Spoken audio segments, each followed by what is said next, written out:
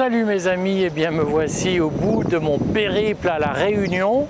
Je suis ici à l'aéroport Roland-Garros à Saint-Denis de La Réunion. Vous voyez derrière moi l'entrée du cirque de Salazie, qui est l'un des endroits les plus magnifiques de La Réunion. Peut-être même que pendant cette vidéo, j'arriverai à vous projeter quelques images de ces endroits totalement idylliques, mais évidemment, je tenais surtout à vous faire une espèce de bilan de mon séjour dans cette île paradisiaque où j'ai rencontré des résistants, où j'ai rencontré finalement des tas de gens au jour le jour qui m'ont parlé du confinement, de la vaccination, mais aussi des rapports avec la métropole, car de mon point de vue, tout ça est intimement lié.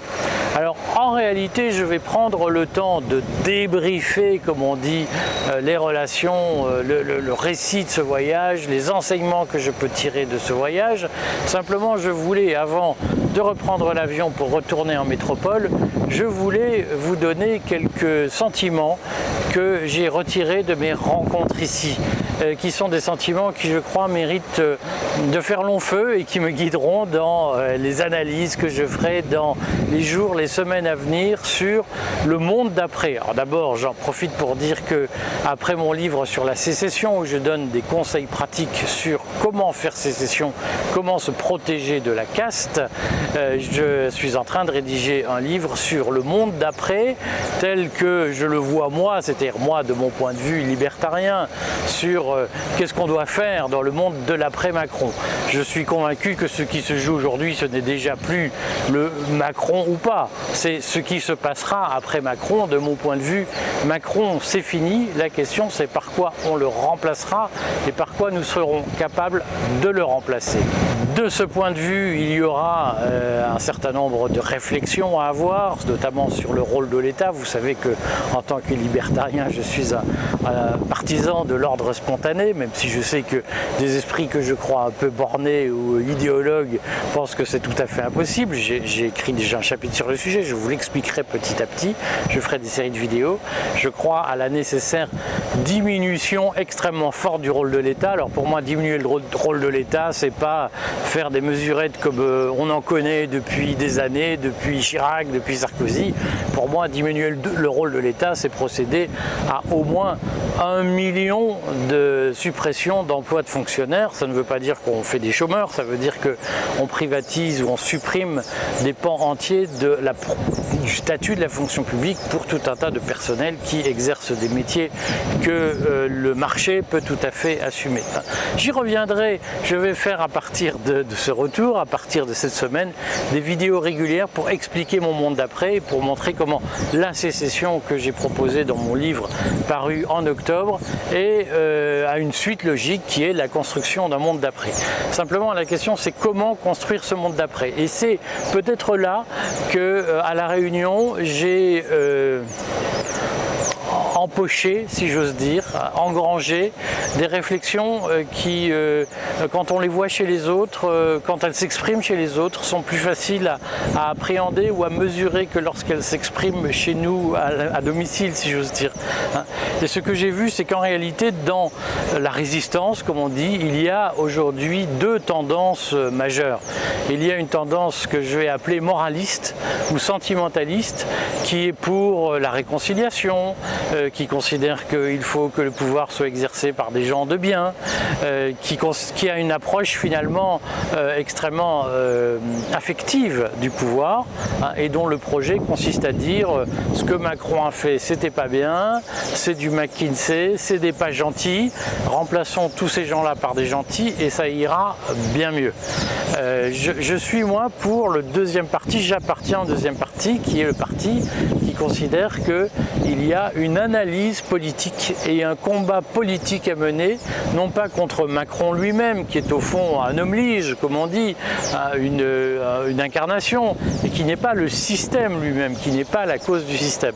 Nous avons un combat politique à mener contre le système qui a abouti à cette dictature sanitaire et à ces projets que j'avais présentés dans mon livre sur le Great Reset, qui est un projet étatiste, pré-totalitaire, voire totalitaire, totalitaire de remise en cause des libertés pour préserver le libre-échange et pour préserver cette logique de profitabilité qui se fait avec un capitalisme de connivence. Redisons-le, ce que nous vivons, alors certains disent c'est l'ordre néolibéral, c'est le capitalisme. Moi ce que je sais c'est que c'est surtout un ordre de connivence. Ce que nous vivons en Occident n'a rien à envier à ce qui se passe dans les pays communistes où la bureaucratie est très forte et où l'État est tout puissant.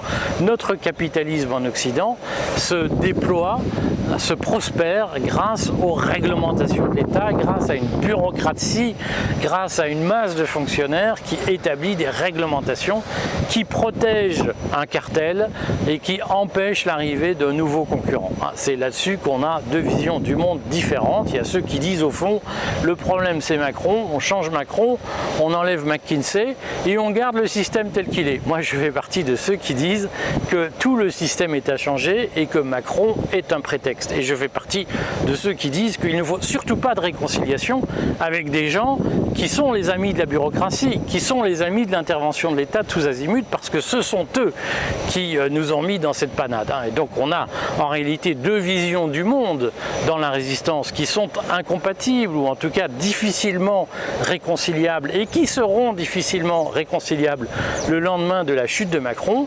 Il y a ceux qui disent Macron ne nous va pas mais l'État, la bureaucratie nous vont bien, cette espèce d'État obèse nous va très bien, c'est la solidarité, c'est le service public, tout un tas de mots qui sont en réalité des outils de défense catégoriels de mon point de vue. Moi je fais partie de ceux qui disent que Macron c'est au fond un sujet annexe, le sujet de fond c'est le capitalisme de connivence, c'est-à-dire cette liaison, cette imbrication entre l'État et les intérêts privés et que tout cela ne peut être combattu que par une diminution drastique du rôle de l'État, de la bureaucratie et de la réglementation. Que tout ça ne passera que par un combat politique. De mon point de vue, il y a aujourd'hui en réalité une ruse de la caste qui consiste à développer le thème de la réconciliation nationale pour dire on va changer quelques têtes, mais le système on n'y touchera pas, on va garder l'outil, on va pas casser l'outil quand même. L'outil de la bureaucratie c'est l'outil de la dictature et je pense que de mon point de vue, dans le camp de la réconciliation nationale, il y a très clairement l'idée que s'il faut enlever quelques dictateurs ou quelques amis du dictateur, il faut conserver les outils de la dictature, c'est-à-dire un État obèse et une réglementation délirante. Vous voyez, on entend un avion partir derrière moi, vous ne m'en voudrez pas si je fais cette vidéo sur un aéroport, ce ne sont pas des conditions idéales, mais au moins vous voyez des images de la Réunion. Moi je fais partie de ceux qui considèrent que l'État doit diminuer parce que le péril ce n'est pas Macron, le péril ce n'est pas les amis de Macron, le péril ce n'est pas ou pas que le réseau de Macron, le péril ce sont les outils qu'on a mis entre leurs mains qui leur permettent d'établir leur dictature et ces outils c'est l'ordre vertical, ce système où des gens venus d'en haut vous disent t'arrêtes de rouler à plus de 80 km/h au fin fond de la campagne, t'arrêtes de faire ceci, t'arrêtes de faire cela, tu mets un masque, tu te fais vacciner, etc. Le danger, c'est le pouvoir étatique et sans une réduction drastique du pouvoir étatique, nous resterons en dictature même si nous changeons les têtes. Vous remarquerez d'ailleurs qu'au sein de la résistance, il y a un fossé entre ceux qui vivent de l'État, qui sont très souvent des médecins, des fonctionnaires et qui vous parlent de, pas que, il y a d'autres, mais très souvent les gens qui parlent de réconciliation nationale sont des gens qui font partie de la bureaucratie et qui donc ont intérêt à ne pas en diminuer le rôle. Et moi je suis entrepreneur, je n'ai aucun problème à dire qu'il faut diminuer fondamentalement le volume de la bureaucratie en France pour retrouver des marges de liberté. Voilà. Ce que je vous propose, c'est que dans les semaines à venir, nous développions dans le courrier des stratèges ces thématiques et que nous commencions à penser le monde d'après. Je le redis, pour moi le sujet ce n'est plus combattre Macron. Nous avons infligé un Stalingrad à Macron en résistant comme on a pu, mais efficacement sur le fond, en résistant au pass sanitaire, à la vaccination. Il a subi son Stalingrad. La réforme des retraites sera sa bataille de Berlin. Le problème, ce n'est plus de penser Macron. Le problème, c'est de penser l'après-Macron, et croyez-moi, le sujet de fond de l'après-Macron, ce sera est-ce qu'on veut rompre avec ce que j'ai appelé le régional-étatisme du Great Reset de Klaus Schwab, ce big government que préconise aujourd'hui la caste pour protéger ses intérêts. Est-ce qu'on veut rompre avec ça en supprimant des postes de fonctionnaires? C'est impopulaire, je le sais, mais c'est vital, c'est nécessaire pour retrouver nos libertés. Ou bien est-ce qu'au fond, on veut simplement faire du window dressing, éliminer quelques têtes et garder le système oppressif tel qu'il existe? C'est le sujet de fond que nous avons à résoudre aujourd'hui et je propose que nous l'abordions ensemble dans les semaines qui viennent. Merci beaucoup et puis profitez des images de la Réunion que je vais essayer de vous projeter en même temps et des récits que je vous en ferai. À très vite mes amis.